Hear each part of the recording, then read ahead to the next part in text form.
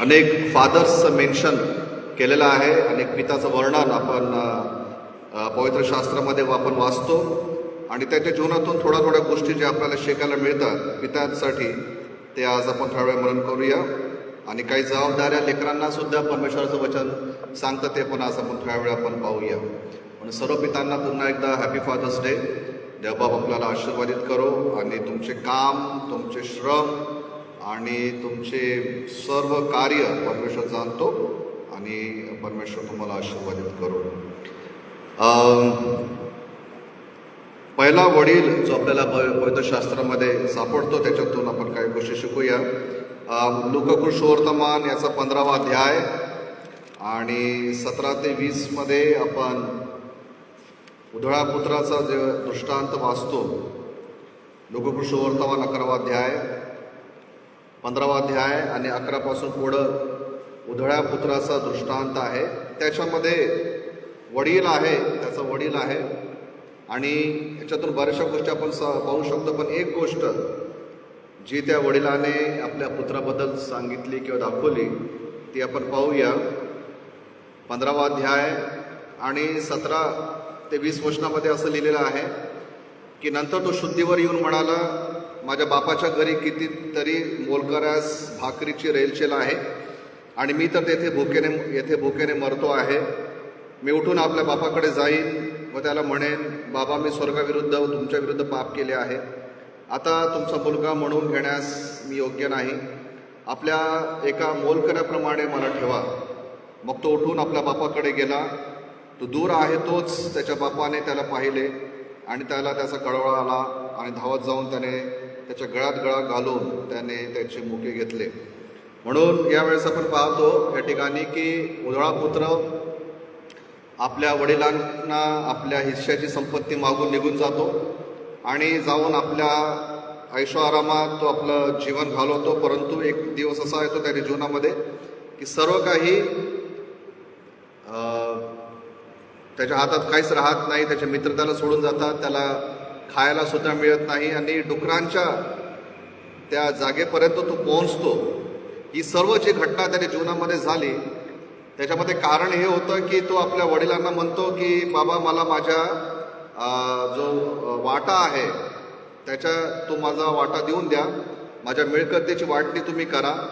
आणि त्याच्या वडिलांनी तसं केलं. त्याच्या वडिलांनी त्याचा वाटा त्याला दिला आणि मग तो गेला आणि जाऊन त्याने आपल्या इच्छेप्रमाणे जे काही त्याला करायचं होतं, ज्या प्रकारे त्याला आपलं लाईफ घालवायचं होतं, त्या प्रकारे त्याने केलं. जो पॉईंट याच्यामधून आहे शिकायला मिळतो तो हा की निश्चितरित्या बायबल आपल्याला सांगतं की आपल्या लेकरांना आपल्याला गाईड करायचं आहे, मार्गदर्शन करायचं आहे. पवित्र शास्त्राच्या प्रमाणे परमेश्वराच्या मार्गामध्ये, चांगल्या स्वभावामध्ये, चांगल्या संस्कारांमध्ये त्यांना आपल्याला घेऊन यायचं आहे. आणि येणारा धोका, येणारे त्रास, येणाऱ्या अडचणी या सर्वांच्या बाबतीत आपल्याला त्यांना वॉर्न करायचं आहे, चेतावणी द्यायची आहे. परंतु एक अजून गोष्ट जी वडिलांनी केली पाहिजे ती ही की आपल्या लेकरांना आपण फ्रीडम सुद्धा दिलं पाहिजे, स्वतंत्रता दिली पाहिजे. त्या मुलाने वाटा मागितला, बापाने नाही म्हटलं नाही. त्या मुलाने वाटा मागितला, बापाने वाटा करून दिला. मग तो घर सोडून निघून गेला. त्या पित्याने त्याला थांबवलं नाही. आणि आश्चर्याची गोष्ट ही की हा जो पिता होता, हा जो बाप होता, हा आपल्या मुलाला शोधायला गेला नाही. तो कुठं आहे, काय करत आहे हे शोधायला गेला नाही. परंतु त्याने त्याला ते फ्रीडम दिलं आणि फ्रीडम दिल्या कारणाने तो गेला. त्याने सर्व बर्बाद करून टाकलं, स्वतःला प्रॉब्लेममध्ये टाकलं. आणि मग असं लिहिलेलं एका वचनामध्ये आपण वाचूया.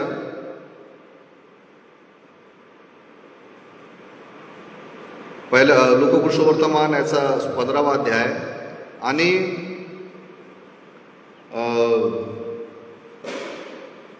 14 वचन आपण वाचूया किंवा 17 वचन आपण वाचूया. 15 अध्याय 17 वचन. लोक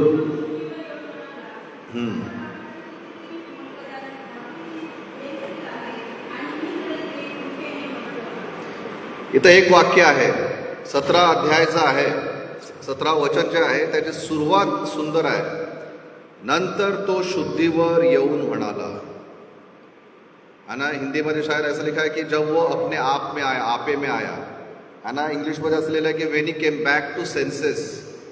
म्हणजे काय, ऑफकोर्स पित्याची जबाबदारी आहे आपल्या लेकरांना वॉर्न करणे, शिकवणे, रागवणे. नीतिसूत्र आपल्याला हे सांगतं की त्याला छडी मार. नीतिसूत्र आपल्याला हे सांगतं की त्याला मारण्याने तो मरणार नाही. या सर्व गोष्टी आहे. परंतु या सर्व गोष्टींसोबत जो पॉईंट आज मी तुमच्यासमोर आणत आहे तो हा, की लेकरांना थोडं स्वातंत्र्य सुद्धा द्या. Allow them to fall. कदाचित तुम्हाला विचित्र वाटेल, आवडणार नाही, डिस्कशन पण होईल या बाबतीत, पण कुठं ना कुठं तरी आपल्या लेकरांना एक असं स्वातंत्र्य सुद्धा बायबल सांगतं, कर तू, कारण मी तुला सांगत आहे तर तू ऐकत नाही आहे. कारण आपण जेव्हा लेकरांना काहीतरी चांगलं सांगतो, आपण त्यांना जेव्हा काही गोष्टींबद्दल वॉर्न करतो, आपण त्यांना काही गोष्टींबद्दल चेतावणी देतो, तर त्यांना असं वाटतं की माझे वडील मला थांबवून ठेवत आहे, मला बांधून ठेवत आहे, मला मला माझ्या इच्छेप्रमाणे करू देत नाही आहे.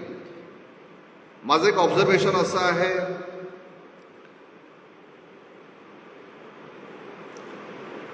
वडील किंवा आई वडील जेव्हा आपल्या लेकरं म्हणतात की नाही तू हेच एज्युकेशन कर, फॉर एक्झाम्पल तू टीचर हो, तू नर्सिंग कर, डॉक्टर बन, इंजिनिअरिंग बन, परंतु लेकरं म्हणतात की नाही मला एक उदाहरण माझ्यासमोर आहे की त्याला नर्स व्हायची इच्छा नव्हती त्या मुलाला, परंतु त्याच्या आई वडील त्याला म्हटले की नाही तू मेल नर्सिंगच कर, कारण त्याच्यामध्ये पगार भरपूर आहे, गव्हर्नमेंट जॉब लागला तर तुला चांगला पगार मिळेल. त्याची इच्छा नव्हती, मग त्याने आई वडिलांच्या प्रेशरमध्ये येऊन मग त्याने नर्सिंग केलं. आणि आजपर्यंत तो हेच बोलत आहे की तुमच्यामुळे मी माझ्या इच्छेप्रमाणे माझं लाईफ जगू शकत नाही आहे. ठीक आहे, नोकरी लागली, पैसा आहे, लग्न आहे, लेकर झाले, सगळं ठीक आहे, पण अजूनही त्याच्या अंतःकरणामध्ये ती एक खंत आहे की जे मला करायला पाहिजे होतं ते मला करायला मिळत नाही आहे. तुमच्या फोर्समुळे मी नर्सिंग फील्डमध्ये आलो आहे. एकाने असंही म्हटलं की तुम्ही या मुलीसोबत माझं लग्न करून दिलं म्हणून आज मला माझं वैवाहिक जीवन आशीर्वादित नाही आहे. फोर्स केला, हिच्यासोबतच कर, हिच्यासोबतच कर, ह्याच्यासोबतच तू लग्न कर. हा ना, आणि म्हणतं की आज आमचं पटत नाही, आज भांडणं होत आहे, पती पत्नीमध्ये प्रेम नाही आहे, मैत्री नाही आहे, शांती नाही आहे. आणि आजपर्यंत काही लेकरं आपल्या आई वडिलांना दोष देत आहे की तुम्ही सांगितलं, तुमच्या शब्दाचा मान ठेवला, लग्न केलं, आता आयुष्यभरासाठी मी या व्यक्तीसोबत फसलो आहे, निघू पण शकत नाही, सोडू पण शकत नाही आणि राहू पण शकत नाही. या सर्व गोष्टींना जेव्हा मी ऑब्झर्वेशन केलं, माझं स्टडी असं आहे की allow your children to take decisions in certain areas of your life. त्यांना थोडंसं फ्रीडम द्या, आपले त्याच्यावर काय म्हणतात लादू नका. मान्य आहे, मलाही मान्य आहे, आपण जग पाहिलं आहे, आपण आयुष्य पाहिलेलं आहे, आपण अनुभव केलेले आहेत, आपल्या लेकरांना आपण जन्म दिला, लहानपणापासून आता पण त्यांना वाढवलं, खाऊ घातलं, पिऊ घातलं, एज्युकेशन केलं, आपल्या शक्तीच्या सीमेच्या बाहेर जाऊन आपण सर्व काही त्यांच्यासाठी केलेलं आहे. परंतु कुठं ना कुठं तरी हा पण एक विषय आहे प्रियांनो, याचा विचार केला पाहिजे की त्या आपल्या लेकरांचा पण एक इंडिव्हिज्युअलिटी आहे, एक इंडिव्हिज्युअल पर्सनॅलिटी आहे, एक चॉईस मॅटर्स. कुठं ना कुठं त्यांचा पण चुनाव जो आहे तो पण मॅटर करतो, त्यांचं जी आवड आहे ती पण मॅटर करते. असं होऊ नये की आपल्या लेकरांनी म्हणावं की तुमच्यामुळे माझं आयुष्य खराब झालं, तुम्ही मला हे करायला सांगितलं, मला फोर्स केला, मी केलं, पण तुमच्यामुळे मला माझा आयुष्याचा आनंद घेता येत नाही आहे आणि आयुष्यभर ते आपल्याला मग दोष देत राहतील. मला या उधळ्या पुत्राच्या वडिलांबद्दल एक चांगली गोष्ट वाटते की त्याने आपल्या मुलाला जाऊ दिलं. जा, पैसा आहे तुझा, तुझ्या वाटेचा पैसा आहे, जा घे, तुला जे करायचंय ते कर. तो गेला, त्याने सर्व प्रकारचे मौज मस्तीत आपलं जीवन जगला, तो जगू दिलं त्याच्या पित्याने. आणि हा स्वतः त्याला शोधायला गेला नाही, येईल कधीतरी वापस. आणि मग एक दिवस त्याच्या जीवनामध्ये असा आला, जो 17व्या वचनामध्ये आपण वाचतो, तो शुद्धीवर आला मग त्याचा मुलगा. आणि मग शुद्धीवर आल्यानंतर त्याला आपल्या पित्याचं महत्त्व कळलं. शुद्धीवर आल्यानंतर त्याला समजलं की जग काय आहे आणि माझा बाप काय आहे. शुद्धीवर आल्यानंतर त्याला समजलं की जगातली मौज मस्ती काय आहे आणि माझ्या पित्याच्या सोबत राहण्याचा आशीर्वाद काय आहे. कदाचित आपल्याला विचित्र वाटत असेल, एक साईड आवश्यक आहे, आपल्याला लेकरांना सांगायचं आहे, शिकवायचं आहे, मॉर्न करायचं आहे, प्रेम करायचं आहे, त्यांच्या गरजा पूर्ण करायच्या आहे. पण कुठं ना कुठं तरी मला हे सुद्धा वाटतं की आपल्याला त्यांना एक स्पेस द्यायची आहे, एक फ्रीडम द्यायचं आहे, allow them to take decisions. पण त्यांना कदाचित वॉर्न पण करावं लागेल की जर तू हे करशील तर तुझ्यासोबत धोका पण होऊ शकतो, आता तू निर्णय घे. मग काय होईल? जर त्यांनी आपलं ऐकलं तर प्रभूची स्तुती असो, समजा नाही ऐकलं तर त्याला बोलायला आपल्याला कडे हे तोंड राहील की हे बघ, मी तुला सांगितलं होतं की काय वाईट होऊ शकतं, काय चांगलं होऊ शकतं.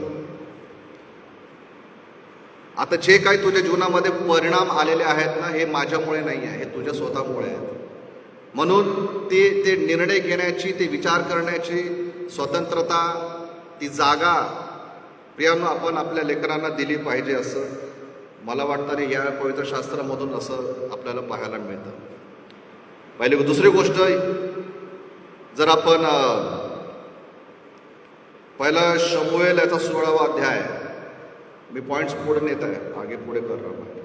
पहिला शमूएल याचा 16वा अध्याय आणि 11 वचन जर आपण वाचतो, यामध्ये दाविदाचा वडील जेसी आणि इशय त्याच्याबद्दल आपण वाचतो. पहिला शमूएल याचा 16वा अध्याय आणि 11 वचन. आपल्याला माहीत आहे की परमेश्वराने इस्रायल लोकांमध्ये एक राजा नेमून दिला होता, शाऊल. परंतु त्याने परमेश्वराच्या आज्ञा तोडल्यामुळे परमेश्वराने म्हटलं की आता शाऊल राजा राहणार नाही, पण त्याच्यानंतर एक दुसरा राजा निवडण्यात येईल, त्याचा अभिषेक करण्यात येईल. मग परमेश्वराने शमूएल संदेष्टाला इशेच्या घरी पाठवलं आणि म्हटलं की तिथे एक मुलगा आहे, त्याला तुम्हाला अभिषेक करायचा आहे आणि त्याला राजा म्हणून निवडायचं आहे. आपल्याला ती स्टोरी माहीत आहे की इशय जो होता त्याने आपल्या सर्व मुलांना शमूएलासमोर प्रेझेंट केलं. इशायाने आपल्या सगळ्या मुलांना आणलं, सगळे थोरल्यापासून जे चांगले दिसायला होते, चांगले हट्टेकट्टे होते आणि चांगले होते, त्या सर्व भावांना त्याने शमूएल समोर आणलं. आणि शमूएल म्हणत होता की नाही, हा नाही आहे ज्याला परमेश्वराने निवडला आहे. मग 11व्या वचनामध्ये शमूएल इशायास विचारतो. पहिला शमूएल 16:11 मध्ये शमूएलाने इशायास विचारले, तुझे सर्व पुत्र हजर आहेत काय? तो म्हणाला, एक सर्वात धाकटा राहिला आहे, तो पहा शेरडे मेंढरे राखीत आहे. तेव्हा शमूएल इशायास म्हणाला, त्याला बोलावणे पाठवून आण, तो येईपर्यंत आम्ही भोजनास बसणार नाही.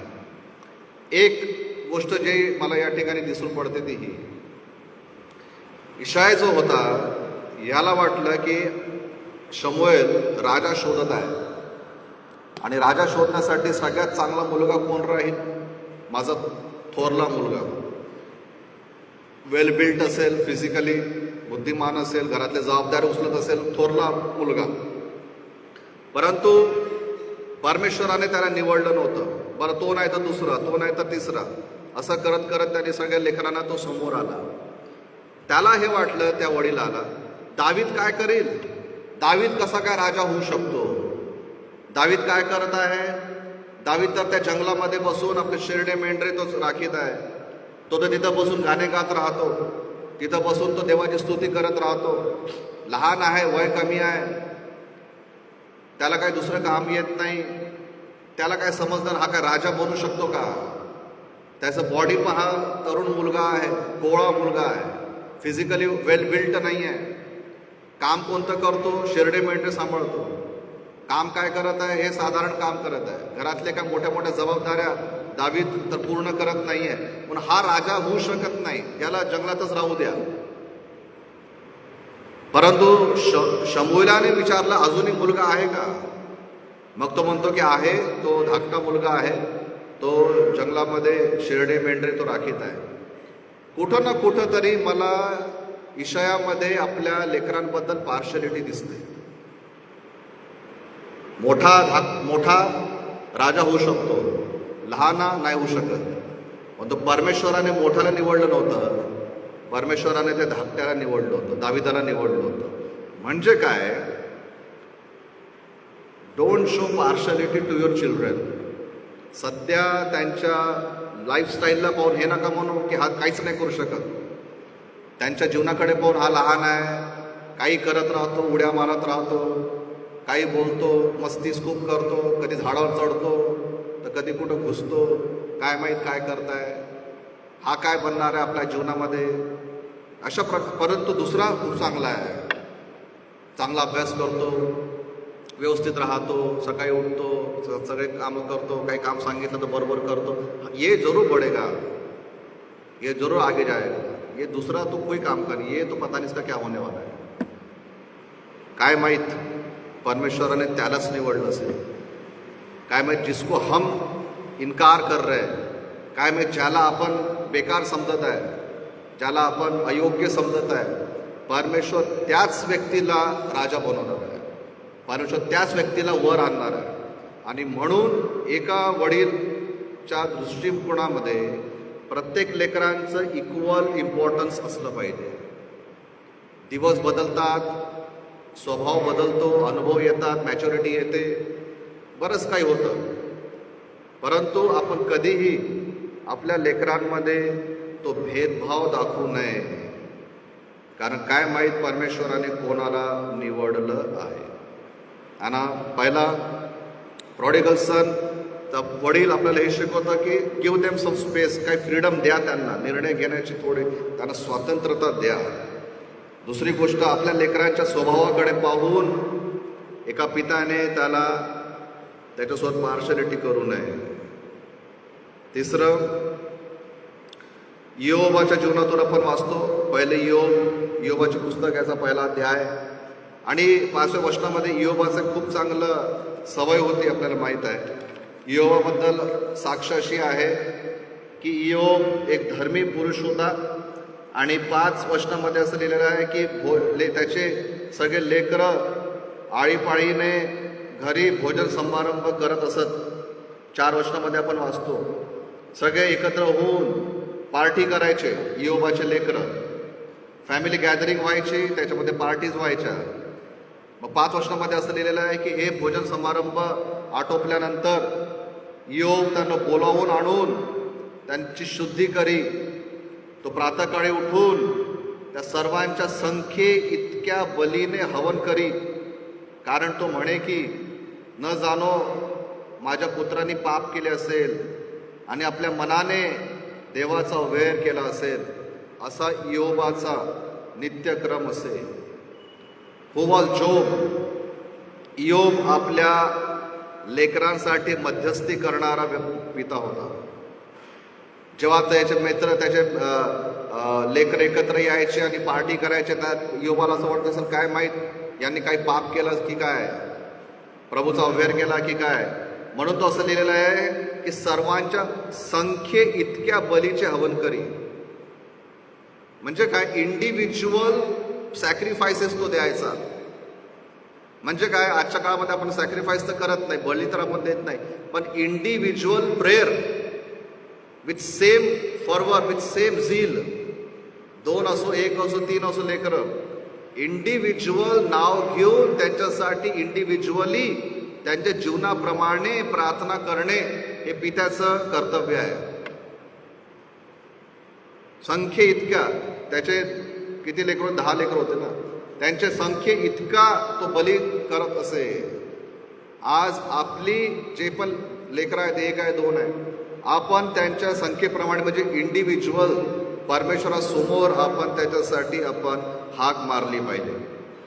प्रार्थना रोज आपण आपल्या लेकरांसाठी केली पाहिजे. आणि एक मदर्स डेचं उदाहरण आहे ॲक्च्युली, पण तरी पण मी सांगतो.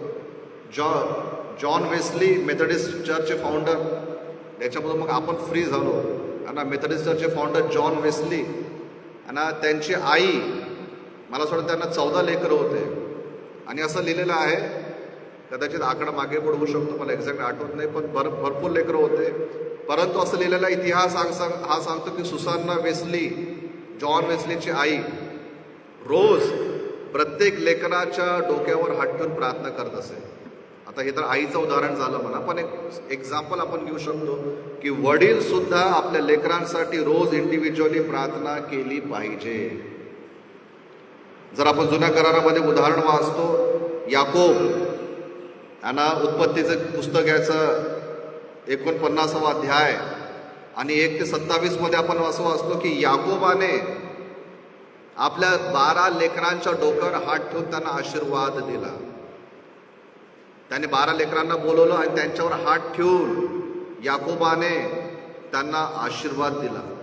बिब्लिकल प्रिन्सिपल एक आपल्याला असं वाचायला मिळतं प्रियांनो बायबलमध्ये, की लोक असं करायचे जुन्या करारामध्ये की ते आशीर्वाद पास ऑन करायचे, आशीर्वाद ते फॉरवर्ड करायचे. कसे करायचे? ते लेकरांना बोलवायचे, त्यांच्यावर हात ठेवायचे आणि त्यांना यहोवाच्या नावाने ते ब्लेस करायचे. आणि माहिती आहे की ह्या आशीर्वादाच्याच लढाईमध्ये याकोब आणि एसाव होता. याकोबाने त्याच्या वडिलांचा आशीर्वाद हिसकावून घेतला किंवा आपण म्हणतो की चोरून घेतला. आणि रिबकाने सांगितलं की तुझा बाप एसावला आशीर्वाद देत आहे, तो जंगलात गेलेला आहे, असं कर, तू काहीतरी स्वयंपाक तयार कर, तुझ्या बॉडीला मी केस लावून देते. आणि मग ते गेले आणि त्याने एसावाचा आशीर्वाद हिसकावून घेतला. आपल्याला ती स्टोरी माहीत आहे. म्हणजे काय, there was a system in the old testament, जुन्या करारामध्ये एक नियम असा होता की वडील आपल्या लेकरांवर हात ठेवायचे आणि त्यांना आशीर्वादित करायचे. का आपण आजही ते करू नये? आपल्या घरी आपल्या लेकरांना बोलवावं, त्यांना म्हणा, बसा, आज मी तुला आशीर्वाद देतो. एक वडील आपल्या लेकरांना बस म्हणा, त्याच्या डोक्यावर हात ठेवा, त्याचा हात ठेवून त्याच्यासाठी प्रार्थना करा, त्याला आशीर्वादित करा. कदाचित तो चांगलाही असू शकतो मुलगा, बंडखोरही असू शकतो, कदाचित चांगल्या स्वभावाचा असेल किंवा नसेल, जसा कसा असेल, आपलाच मुलगा आहे, आपलीच मुलगी आहे. त्यांच्यावर हात ठेवून त्यांना ब्लेस करा, वडील ब्लेस करा. आणि नवीन करारामध्ये असं लिहिलेलं आहे की येशू ख्रिस्ताच्या समोर जेव्हा लेकरांना घेऊन येण्यात आलं तेव्हा त्या लेकरांवर येशू ख्रिस्ताने हात ठेवून आशीर्वादित केलेला आहे. ब्लेसिंग पास ऑन होणे गरजेचं आहे. वडील या नात्याने काय फक्त पैसे कमवून त्यांच्या एज्युकेशनची फी भरणे एवढंच आपलं काम नाही आहे. स्पिरिच्युअली सुद्धा आपलं काम हे आहे की आपण त्यांना आशीर्वादित करावं. हात ठेवून, डोक्यावर हात ठेवून याकोबाने आशीर्वाद दिला. योग त्यांच्यासाठी मध्यस्थी करायचा. का नाही आपण म्हणावं की ये महिन्यातून एकदा, है ना, म्हणावं की आओ बैठो, मी तेल घेतो. कधी कधी काही काही ठिकाणी अशी पण प्रथा आहे. आणि याकोबामध्ये लिहिल्याप्रमाणे की तेल लावून अभिषेक करून प्रार्थना करण्यात येते. मी तुझ्यासाठी आज प्रार्थना करणार आहे, मी तुझ्या सगळे आशीर्वाद उघडत आहे.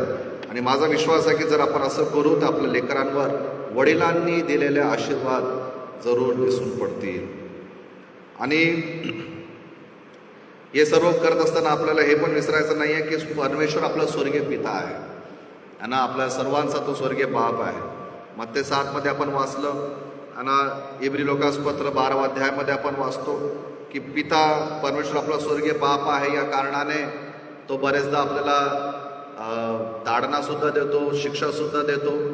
परंतु त्या शिक्षेच्या मागे त्याचं प्रेमच आहे. कारण कुठलाही पिता आपल्या लेकरांना शिक्षा देतोच.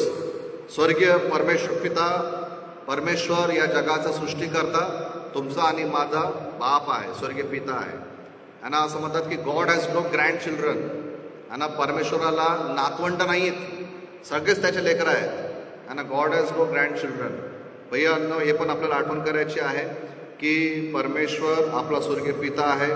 आणि कधी कधी कुठल्या तरी कारणास्तव असंही होऊ शकतं की एखाद्या व्यक्तीला आपल्या बापाचा आशीर्वाद नाही मिळाला, किंवा त्याचे वडील जर लवकर वारले, कुठल्या तरी कारणास्तव काही कारण झालं असेल XYZ, तर त्याला आपल्या वडिलांचं प्रेम मिळालं नाही.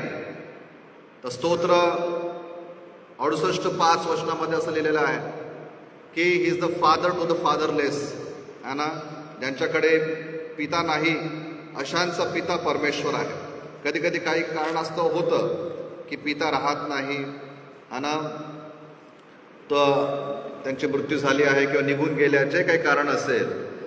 जर कोणाला असं वाटत असेल की माझ्या वडिलांचं प्रेम मी लहानपणापासून पाहिलंच नाही, मी माझ्या वडिलांचा चेहरासुद्धा पाहिला नाही, तर निराश होण्याची गरज नाही आहे.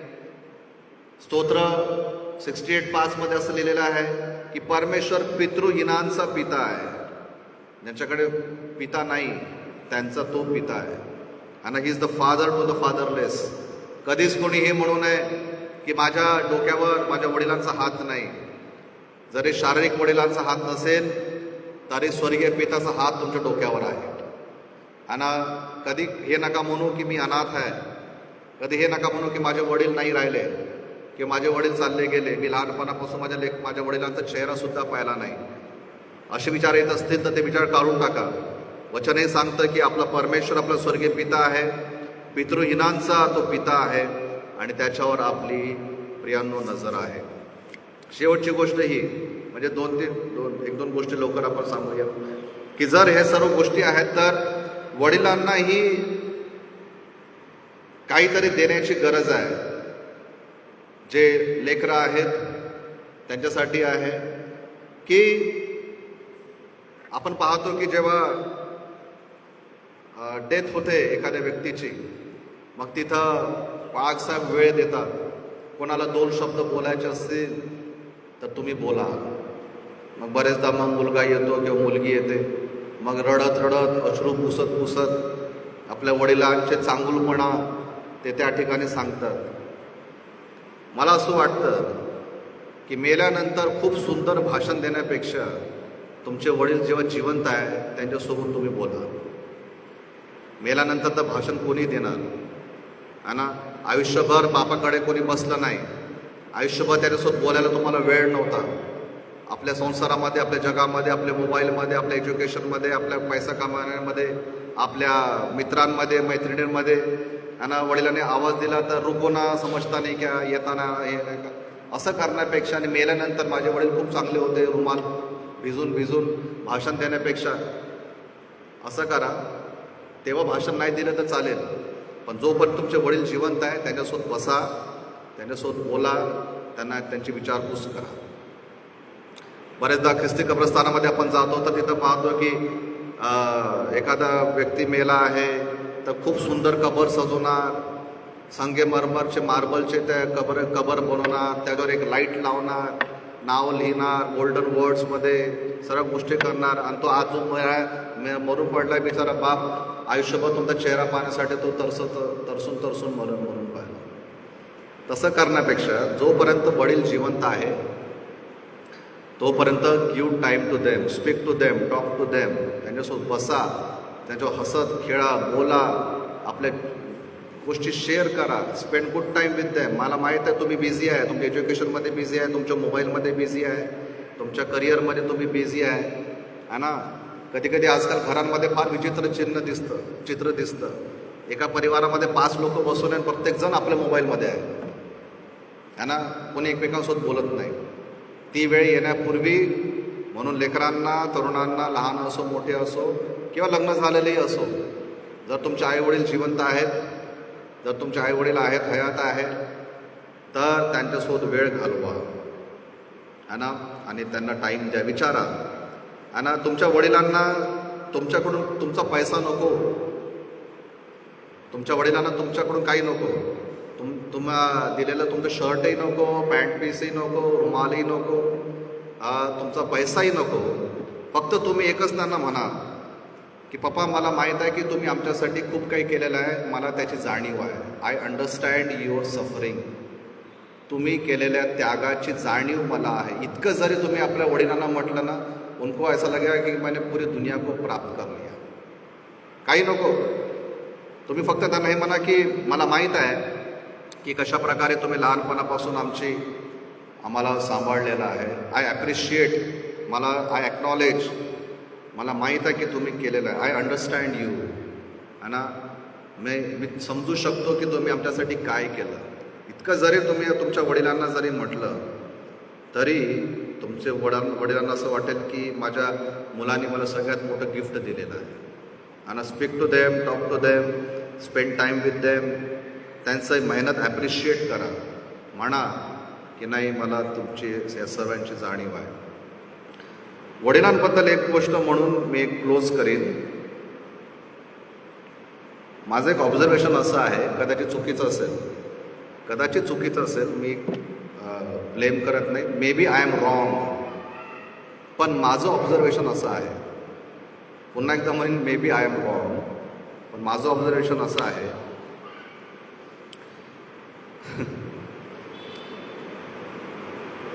पुरुषांपेक्षा बायका जास्त जगतात.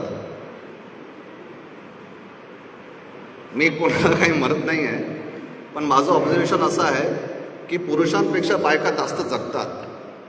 Maybe I am wrong, मी 17दा म्हणत आहे, नाहीतर महिला संघ येईल, नाहीतर ऑफिशियल बोर्डमध्ये ना ऑब्जेक्शन घेऊन, तसं नाही. पण माझं ऑब्झर्वेशन असं आहे की बऱ्याचशा फॅमिलीजमध्ये, उमरीच नाही, मी बऱ्याच ठिकाणी सेवा केली असल्या कारणाने माझं ऑब्झर्वेशन असं आहे की पत्नी म्हणा किंवा स्त्री म्हणा किंवा आई म्हणा, मला असं वाटतं की महिला जे आहेत ते थोडंसं जास्त जगतात. याचं काय कारण असेल? माझं ऑब्झर्वेशन असं आहे की बायका बडबड बडबड बडबड बडबड घिनघिन करून आपलं मन शांत करून घेतात आणि बिचारे माणसं तो राग आपल्या मनामध्ये दाबून ठेवतात, कारण त्याला घरामध्ये शांती ठेवायची आहे. आता बायका हसत आहे तर मला माहीत नाही तुम्ही किती खरं आहे किती खोटं आहे. हे माझं ऑब्झर्वेशन आहे. घरात जर 2-2 गोष्टी झाल्या तर तो ती बाचाबाची वाढू नये म्हणून माणूस शांत होऊन जातो. जाने देना, मला को मालूम आहे, ये बडबडी गिनगिनी औरत आहे. ती जोपर्यंत तिचं मन शांत होत नाही तोपर्यंत जे एक पॉइंट जरी असेल, भले 5-6 घंटे लग गए फिर भी उसका बोलना रुकता नहीं. पूरा जब तक मन शांत नहीं होता, पूरा जो अंदर के भड़ास है बाहर निकलती है और बेचारा आदमी क्या कर रहा, सिर्फ सुने जा रहा. इधर से लेडी हल्की हो रही और वो आदमी पूरा गडबड से भरता जा रहा है. आणि मग ते प्रेशर, हार्ट अटॅक किंवा अनेक प्रकारच्या रोगांमध्ये ते कन्वर्ट होतं. म्हणून त्यांनाही थोडंसं बोलू द्या, त्यांचंही ऐका, फिर अपनी मत लगाओ, उनको भी जीने दो. क्योंकि कारण मी असं पाहिलं आहे की बायका जास्त जगत आहे. का जगत आहे मला माहीत नाही, पण हे कारण जरूर आहे. बोलून आपलं पूर्ण मन हलकं करून टाकतात आणि बिचारा माणूस ऐकत आहे. है ना, तसं नका करू, बोलू द्या बिचारा. आणि ते तुम्ही कदाचित ते रील पाहिली असेल.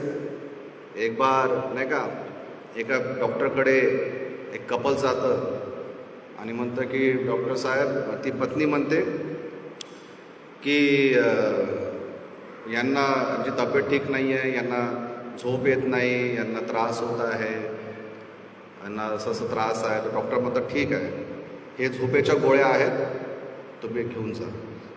तर पत्नी म्हणते की ह्या झोपेच्या गोळ्या त्यांना कधी कधी द्यायच्या आहेत. तर डॉक्टर म्हणतात ते झोपेची गोळी त्यांना द्यायची, तुम्हाला द्यायची. तुम्ही झोपले तर तो शांत राहील. है ना, मी काही कोणावर कॉमेंट करत नाही, पण मी जस्ट सांगत आहे की बरेचदा मानसिक तणाव पुरुषांवर पण भरपूर असतो आणि बरेचदा त्यांच्या सहनशक्तीला त्यांची कमजोरी समजण्यात येते. आणि पुरुषांची सहनशक्ती त्यांची कमजोरी नाही आहे. पुरुषांची सहनशक्ती ही त्यांची समजदारी आहे. ते जर तोंड बंद केलं याचा अर्थ असा नाही की ते उत्तर नाही देऊ शकत. आणि उत्तर देऊ लागले तर गडबड होईल. म्हणून त्यांच्या सहनशक्तीला कृपया महिलांना मदर्सला विनंती आहे की समजून घ्या, अलाउ देम टू स्पीक, बोलू द्या. है ना, तो फिर एक दिन अगर विस्फोट हो गया तो फिर पूरा तोडफोड हो जाएगा. है ना, वोल्कॅनोसारखं होऊन जाईल. कितीतरी वर्ष दाबून ठेवलं मग एकदा जर फुटले है ना तर मग होऊन जाईल गडबड. म्हणून अलाउ देम टू स्पीक, त्यांना समजून घ्या, बोलू द्या, समजून घ्या. त्यांना जास्त त्यांच्या मागे तुम्ही लागू नका. ठीक आहे, जस्ट एक ऑब्झर्वेशन आहे म्हणून म्हणत आहे मी. प्रार्थना करूया. आणि शेवटची गोष्ट लेकरांसाठी ही की आपल्या वडिलांसाठी प्रार्थना करा. है ना, प्रार्थनेमध्ये आपल्या वडिलांना जरूर असेल, प्रे फॉर देम. प्रार्थना करा. तुमच्या वडिलांना तुमच्या प्रार्थनेची गरज आहे. त्यांना त्याच्यासाठी नियमित प्रार्थनेमध्ये आठवण असू द्या. आपल्या जागेवर आपण उभं राहूया, प्रार्थना करू. मग शेवटची प्रार्थना करून प्रभूची प्रार्थना करून आपण समाप्त करूया.